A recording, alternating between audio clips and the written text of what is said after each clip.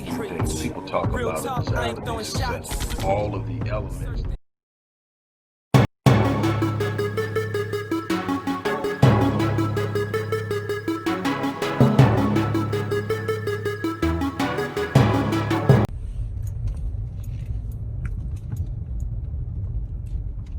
Hey everybody, Dr. Rick Wallace here, dropping in on you. I hope that everybody's having a great week, has gotten today off to a great start, and I hope that you guys are prepared to move forward with everything that's happening in the world. I'm stopping in to talk to you right now with a heavy heart. You guys know my passion. My passion is about building strong families, strong men, strong black communities that are anchored by the black family.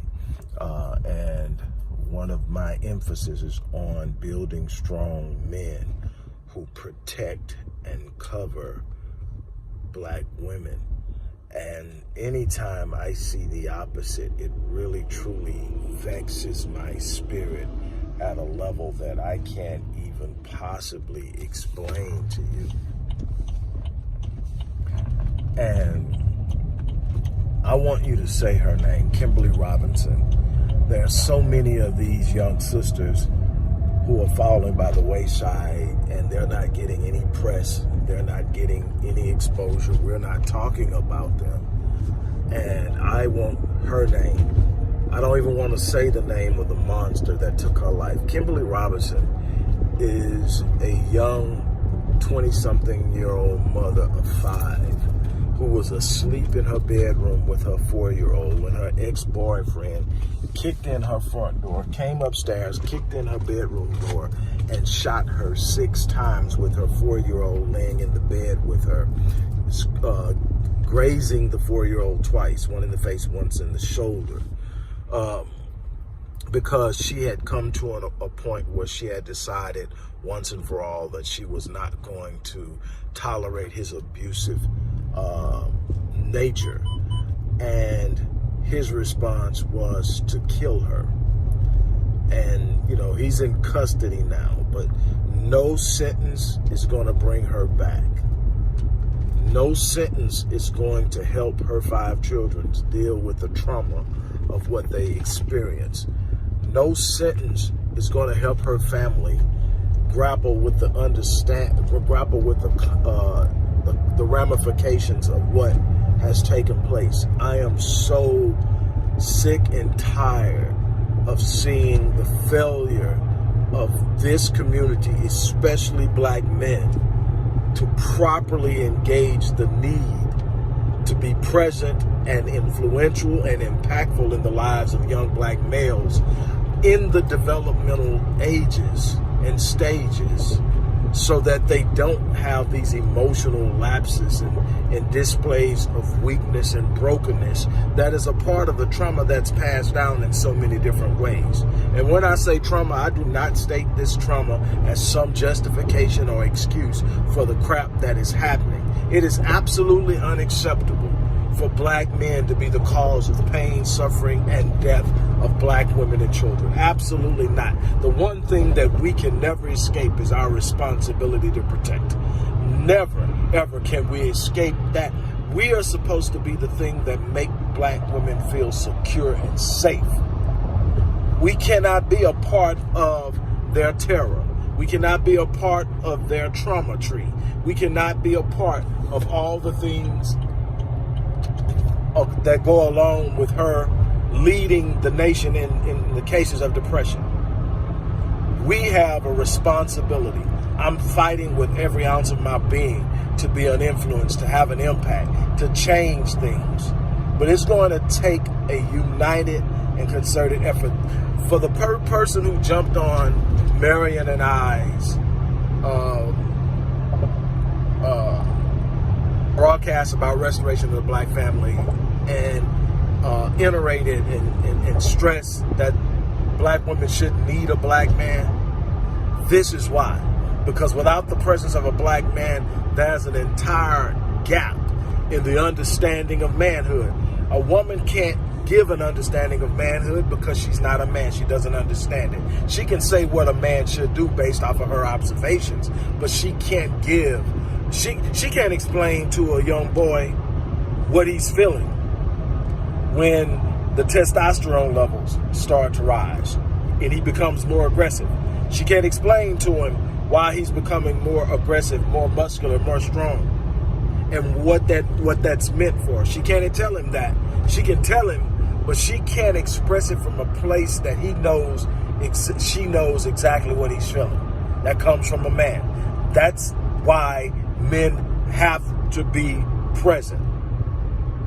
We've been taught to not need one another. We've been taught now to not even want one another. And we don't realize how intricately woven together our roles are in this thing. I'm tired of seeing black men destroy the lives of black women. And no, I'm not, whatever. Matter of fact, I'm not even for the defend it. Call me what you wanted to. Call me a simp. Call me whatever. I've reared strong black men. I lead my house. I don't whimper in my house. I don't fold down to my wife. I lead my house. I don't dominate it though.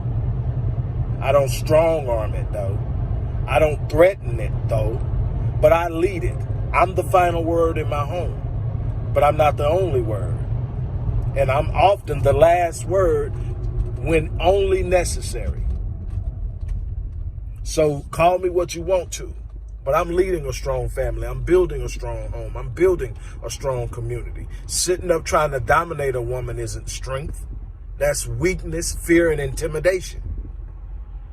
You lead a woman by being so powerful, so protective, so forceful in your nature to provide the things she needs to be how great she was designed to be. You lead by being that in such a way that she's drawn into you and she leans into you and she makes up in her mind, I'm trusting him with my life. Black women can't trust us with their lives right now because we taking it. Number one cause of death for black women between the age of 15 and 44, intimate partner homicide. No, I'm not buying into this thing that black men are the devil and black men are the worst thing to happen to black women. 88% of black men marry black women, love black women. 88% of married black men marry black women. Let me correct that. Most of us love our women, respect our women, and hold them in high regard. But too many don't. I don't think I have a number, and my standards are extremely high, but I don't think I have a number that would be acceptable. Say, okay, if it's only this amount of black men doing it, so it's acceptable now. That's not a number for me. But what I can tell you now is far too many. And we've got to do a better job. So we've got to come together. We've got to do that. Her name, Kimberly Robinson. Say it again, Kimberly Robinson. Beautiful young black baby. I don't think she was 25. This dude is taken her life and totally destroyed the lives of her children. It's going to take work and energy and effort. And the problem is, rarely are these children in this type of situation going to get the help they need. They're going to be told to pray. They're going to be told, we're praying for you. They're going to be told all the little cliches. And then they're going to be left to figure it out and muscle through it on their own. They're not old enough to process it, but they're going to be left to process it. We've got to do better. We've got to provide resources. We've got to do things. That's why black men lead is so important. That's why restoring Ghettos Forgotten Daughters is so important. That's why the work we're doing at the Odyssey Project is so important. I cannot stress enough what we've got to do. There's no such thing as we can't fix it. It's going to take work. It's going to take more than going, oh, he's a monster. Oh, my God, look at this. It's going to take more than sitting up talking about the problem. It's going to take resources. It's going to take energy and effort. It's going to take commitment. That's what I'm asking. I'm asking commit to being a part of the solution. Because this is what I can tell you. And every time I see a black woman hurt at the hands of a black man, I think about my 8 daughters. And I think about it could be one of them. So I'm asking you, Help us make a difference. Be a part of the solution. Support the work we do. If you don't support the work we do, support the work that somebody's doing in the community that has an impact on the proper socialization of Black men. That is going to be key. That is the number 2 factor in determining violence, criminality, productivity, and so much more. We've got to push this. The Black Man Lead program is a rite of passage initiative that is directly focused on proper racial socialization of Black males. We need your support. Go to the description box, click on the link, go to the site and give through the Odyssey Project's Cash App account. If you want to go and do it somewhere else, have at it. I am not the only person. I think I've got the only national initiative going right now. But if not, I'm willing to work with everybody else. I'm willing to get on the back burner and step in and work in somebody else's program. It doesn't matter to me who gets the credit. What matters to me is we rescue ourselves from the madness. And so I'm asking you, if you don't help me, help somebody, but we need to get involved. On that note, I'm stepping out of here. As a matter of fact, I'm about to take one of my babies to work. She got her first job this week, and poor baby's having it rough. She ain't had to work, but she's learning, and I got her. But so we're about to take her. She just graduated high school in May, and she's on her way to college, and she's gotten her first job. So, and we told her, just work until school starts and find something part-time. But she wanted to work, so her older sister actually got her a gig with her, and we'll see how that works out. But anyway, we've got work to do. I'm challenging you to step out there. Let's catch a square together. On that note, I'm out of here. Peace. Hello everybody, Dr. Rick Wallace here, dropping in with a little special announcement. For those who have followed me for any stretch of time, outside of the businesses that I run, like Myriad Business Solutions, the Visionetics Institute, Odyssey Media Group, I also do a great deal of work inside of the inner city communities in Houston, Dallas, and other areas. I'm asking now, as we push a fundraiser, that you support what the Odyssey Project is doing in the inner cities, especially with programs like Black Men Lead, which is a rite of passage initiative, and Restoring Ghettos Forgotten Daughters, which is a program focused on helping young girls, but boys as well, suffering from childhood sexual abuse, rape, molestation, domestic abuse, absentee fatherhood, and so many other things. The information will be in the box. Thank you.